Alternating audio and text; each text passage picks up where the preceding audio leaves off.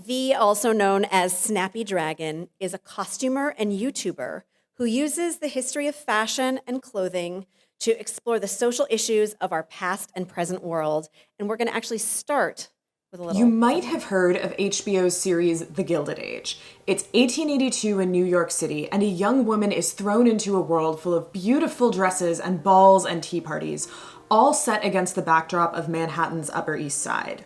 Also in 1882, 4 miles away in another part of Manhattan, a young woman named Carolina has also been thrown into a new world.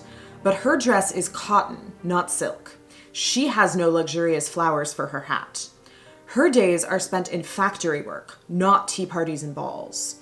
Both these young women were finding their way in new, unfamiliar places, but only one of them is real. Who was Carolina? My great-great-grandmother.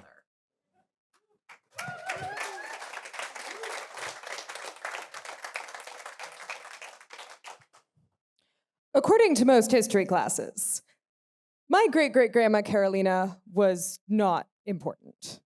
She was a Jewish immigrant in New York who came here in 1880, one of thousands of ordinary working people. To mainstream American history, she's, at best, a statistic.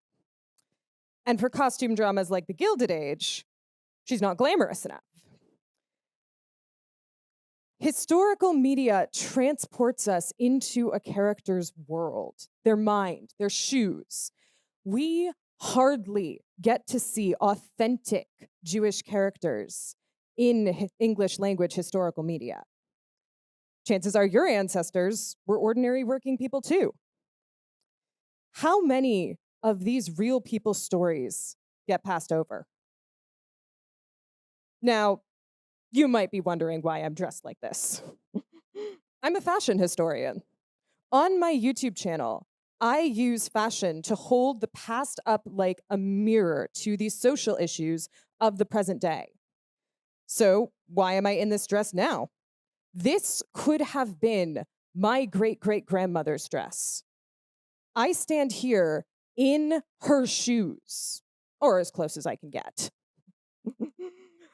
Wearing this dress changes how I think of myself, carry myself, how I move through the world. You all understand this. You thought about what to wear this evening. Maybe you thought about how you'd present yourself. Maybe you thought about how comfortable you'd be sitting here listening to us talk. Clothing is tangible and personal. It makes an abstract, distant thing like history into something you feel. Historical clothing brings us into the experience of another person. This is what historical media does. And this is what makes representation so powerful too. Why pieces like Bridgerton have such an impact. So I've told my Jewish ancestor's story by recreating her dress on a 6-part documentary series that airs tomorrow on YouTube, with new episodes coming out weekly.